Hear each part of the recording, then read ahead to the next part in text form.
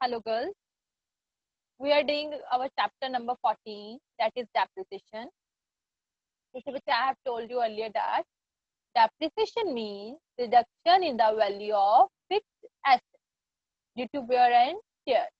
जैसे जैसे हम उस एसेट को यूज करते जाते हैं उस एसेट की वैल्यू रिड्यूस होती जाती है।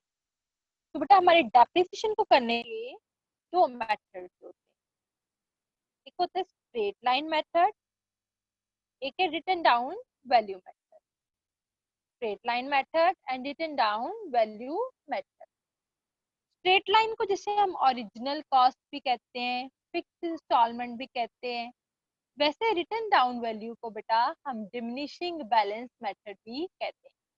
कौन सा कहते हैं? डिमिनिशिंग बैलेंस मेथड या रिड्यूसिंग इंस्टॉलमेंट मेथड। ओके, तो स्ट्रेट लाइन में जो हमारी डेप्रिसिएशन लगती है एज ऑलवेज ओरिजिनल कॉस्ट पे लगती है, जिसको हम बोलते हैं बैंक। हमेशा हम डेप्रिसिएशन किस पे लगाते हैं? बैंक पे लगाते हैं, ठीक है। बट WDV पे सम बिल्कुल सेम है, आपने वैसे ही करना है, एंट्रीज बिल्कुल सेम वैसे ही होनी, बट सिर्फ फर्क इसका आना है डेप्रिसिएशन निकालने का। WDV में जो डेप्रिसिएशन होती है वो बैलेंस पे लगती है, यूजिंग बैलेंस। मींस हमने जो हमेशा डेप्रिसिएशन लगानी है वो किस पे लगानी है? बैलेंस ब्रॉट डाउन के ऊपर डेप्रिसिएशन लगानी है, के ऊपर लगानी है बैलेंस ब्रॉट डाउन पे। स्ट्रेट लाइन में हमने जो डेप्रिसिएशन लगानी है वो बैंक पे लगानी है, जो WDV पे हमने डेप्रिसिएशन लगानी है वो बैलेंस ब्रॉट डाउन पे लगानी है। बस इतना ही डिफरेंस है इनमें, आपको यही याद रखना चाहिए। स्ट्रेट लाइन में डेप्रिसिएशन बैंक पे और WDV में डेप्रिसिएशन किस पे लगानी है? बैलेंस ब्रॉट डाउन पे। Okay, so today we will do one illustration, that is illustration number 90. Kindly read it from your book. देखो ध्यान से, इसमें क्या है? 1 अप्रैल 2011 तुलसियां लिमिटेड ने एक मशीन खरीदी है। जैसे कि मैंने आपको बताया था, डेप्रिसिएशन का सम जब शुरू करना है तो हमने सबसे पहले पढ़ लेना है कि डेप्रिसिएशन का रेट क्या है, that is 20% per annum. Method कौन सा है? लास्ट लाइन पढ़ो, रिटन डाउन वैल्यू मेथड। और आपको अकाउंट्स कब क्लोज हो रहे हैं? 31 मार्च को। ओके, और आपको कितने इयर्स का अकाउंट बनाना है? 3 इयर्स। आपको ये चीजें पहले पता होनी चाहिए, rate of depreciation, method, year close और कितने इयर्स का आपने अकाउंट बनाना है। क्या बेटा? तो हमारा अकाउंट है machinery account. So it is in the form of, as you know, T shape. Left side is known as debit side and right side is known as credit side. कि left side पे क्या आएगा? सबसे पहले date, next column is particular amount, date particular amount. Straight line में depreciation किस पे लगती है? बैंक पे। और WDV में डेप्रिसिएशन किस पे लगती है? बैलेंस ब्रॉट डाउन पे। को आपने याद रखना, ठीक है बेटा। अब उन्होंने बोला है, उन्होंने मशीन खरीदी है 1 अप्रैल 2011 को। 1 अप्रैल 2011 को। तो हम क्या लिखेंगे यहाँ पे? To bank account. क्या लिखेंगे? To bank account. कितने की मशीन खरीदी है उन्होंने? 80,000 की, प्लस 20,000 उसके ऊपर कार्टेज और रिपेयर एक्सपेंसेस करें। 80 + 20 अमाउंट में कितना आ गया आपके पास? 1 लाख। 80 + 20 अमाउंट पे कितना आ गया? 1 लाख।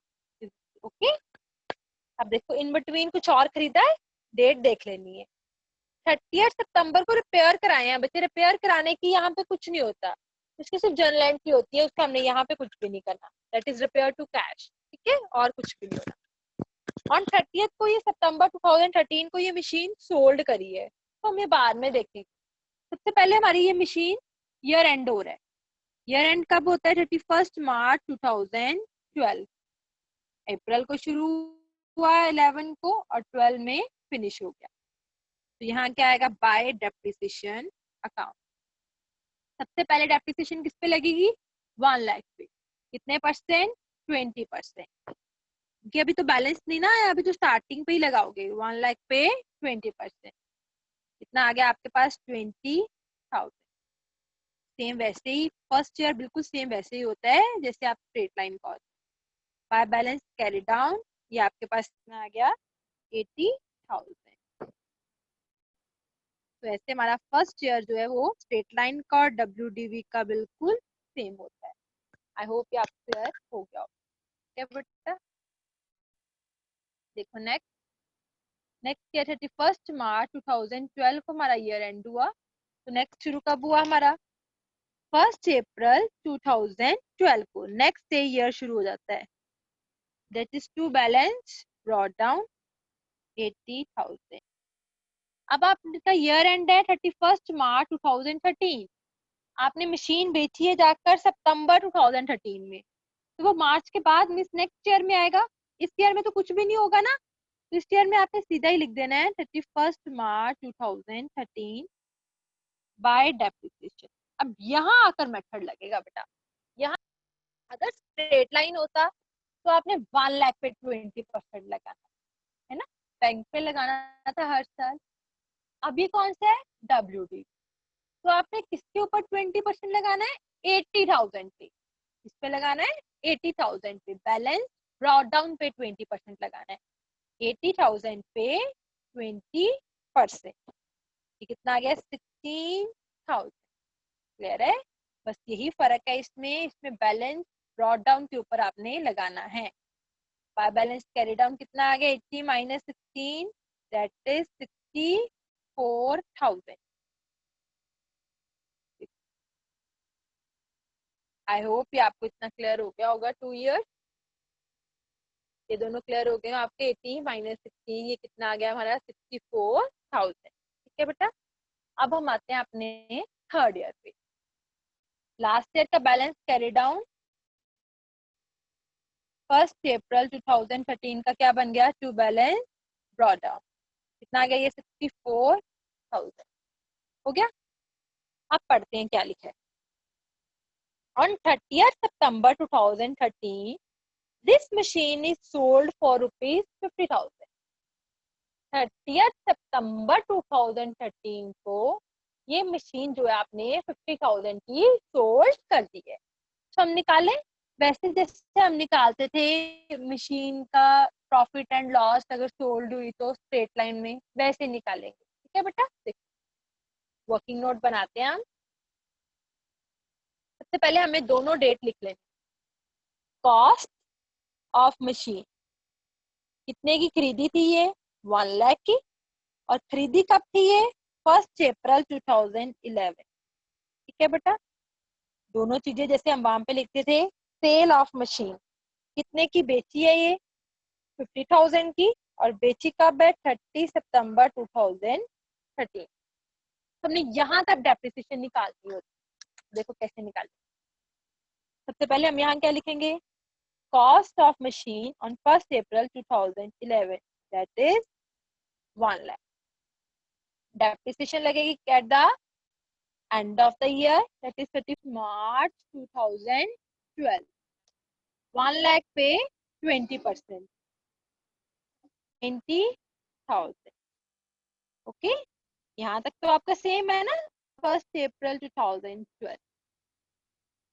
अब फिर डेप्रिसिएशन लगनी है ईयर एंड पे 31 मार्च 2013। बट अब 1 लाख पे नहीं लगनी, किस पे लगनी है? 80,000 पे। 1 लाख पे नहीं लगनी, किस पे लगनी है? 80,000 पे, जो हमारे पास बैलेंस आया है। 80,000 पे 20%, ये कितना आ गया? 16,000। कॉस्ट आ गई 1 अप्रैल 2013। अब अपनी ईयर एंड है आपका 31 मार्च 2014, बट उससे पहले 30 सितंबर को आप सेल कर रहे हो। तो हम डेप्रिसिएशन यहाँ कितने की लिखेंगे? 30 सितंबर 2013 की। इसकी लिखेंगे 30 सितंबर 2013। वही सेम चीज, बस कितने मंथ चलाइए आपने इसको? अप्रैल, मई, जून, जुलाई, अगस्त, सितंबर, अक्टूबर, सॉरी सितंबर। 30 सितंबर है ना, सो पूरा मंथ आपने चलाया है, अप्रैल मई जून जुलाई अगस्त सितंबर, 6 मंथ। लगेगी किसके ऊपर? 64,000 के ऊपर, बैलेंस के ऊपर लगनी है, 1 लाख पे नहीं लगनी, याद रख। कैसे आएगी? 64,000 पे 20% 6 मंथ, ठीक है बेटा। बैलेंस के ऊपर लगानी है आपने 64,000 पे 20% 6 मंथ की। दोबारा करते हैं, 64,000 पे 20% 6 मंथ की, ये कितनी आ गई मेरे पास? 6400। तो बुक वैल्यू आ गई मेरी 30 सितंबर 2013 को कितनी आ गई? ये आ गई मेरी 57,600। कितना आ गया? 57,600। अब आपने सेल कितने का किया है? 50,000 का। वैल्यू थी 57,600, आप इसको सेल कर रहे हो 50,000 का, तो आपको लॉस कितने का हो गया? 7600 का। पर आप सारा वर्किंग नोट देख लो, आई होप आपको क्लियर हो गया हो। सो वही सेम चीज, अगर आप मशीन सेल करते हो तो आपकी 3 एंट्रीज आती। कौन कौन सी? बैंक, कितने का सेल किया, प्रॉफिट हुआ या लॉस, डेप्रिसिएशन, उसको इस साल मशीन को चलाया, और अगर चलाया है तो वो कितनी देर चलाया, ठीक है। जैसे बैंक, आपने कितने का सेल किया है? 50,000। प्रॉफिट हुआ या loss? Loss, that is 7600। Depreciation, उसको इस साल चलाया है, चलाया 30 सितंबर तक चलाया है, 6 मंथ, कितनी डेप्रिसिएशन लगी? 6400। तो जब भी आपने मशीन को सेल करना है, चाहे वो SLM हो चाहे वो WDV हो, उसकी 3 एंट्रीज आती हैं। ओके बेटा, देखो क्या लिखेंगे हम यहाँ पे। 30 सितंबर बाय बैंक, कितने का सेल किया? 50,000 का। बाय डेप्रिसिएशन, उसको इस साल कितना चलाया? 50, उसको इस साल कितना चलाया? 6400। लॉस हुआ तो by profit and loss account, profit होता था to profit and loss account लिखना था, लॉस हुआ है तो by profit and loss account. कितने का लॉस हो गया? 7600। अब देखो बैलेंस आएगा, मेरे पास एक ही मशीन, मैंने वो भी बेच दी, तो अब बैलेंस तो रहा ही नहीं, फिर भी आप निकाल लो, टोटल करो, देखो इसका कितना आता है। 50,000 प्लस 6400 प्लस 7600, 64, दोनों सेम हो गए, तो नो बैलेंस नो डेप्रिसिएशन। क्यों? क्योंकि मेरे पास एक ही मशीन थी, वो एक मशीन भी मैंने सोल्ड कर दी। ओके, अब मैं आपको जर्नल एंट्रीज भी बता देती हूँ कि अगर सपोज करो आपको आ जाए कि जर्नल एंट्रीज भी करो तो आप कैसे करो। तो आप अपनी बुक से देखते जाना, मैं आपको एंट्री बताऊंगी। फर्स्ट एंट्री आएगी आपकी 1 April 2011, machinery account debit to bank account. Entry आएगी machinery account debit to bank account. Okay, second entry आएगी आपकी 31 March 2012, depreciation account debit to machinery account. ये डेबिट होती है ना बाय वाली, depreciation account debit to machinery account 20,000। Okay, फिर इसके बाद जब बच्चे डेप्रिसिएशन लगती है, लास्ट में हमारी एक और एंट्री आती है। मैंने बताया हुआ ना आपको जब हमने जर्नल एंट्री करी थी कि जब हम डेप्रिसिएशन हमारी कहाँ से निकालते हैं? Out of profit. कहाँ से निकालते हैं? Out of profit. तो एक एंट्री और होती है profit and loss account debit to depreciation account. जब भी डेप्रिसिएशन लगनी है तो at the end of the year वो निकालनी कहाँ से है? प्रॉफिट से। तो ये एंट्री करने के बाद हमने एक एंट्री करनी है इसी डेट पे, profit and loss account debit to depreciation account 20,000। तो पहले साल की 3 एंट्रीज हो गई, पहली होगी मशीनरी टू बैंक, फिर डेप्रिसिएशन टू मशीनरी, फिर profit and loss to depreciation. हो गया। नेक्स्ट है आपकी balance brought down carry down की कोई एंट्री नहीं, सिर्फ depreciation. 31 March 2013 depreciation account debit to machinery account that is 16,000. Depreciation to machinery कितना आ गया 16,000। तो इस साल में आपकी एक और एंट्री आएगी, फिर वही profit and loss account debit to depreciation account that is 16,000। Okay, तो लास्ट ईयर में क्या एंट्री होगी, ब्रॉट डाउन कैरी डाउन की कोई एंट्री नहीं। पहली एंट्री होगी bank account debit to machinery account, फिर depreciation account debit to machinery account, profit and loss account debit to machinery account. तो ये डेप्रिसिएशन को at the end of the year की एंट्री होगी profit and loss to depreciation, क्या आएगी 6400। ठीक है बेटा, अगर रिपेयर भी है तो रिपेयर की simple entry repairs account debit to cash account. तो दैट्स इट विद टुडे।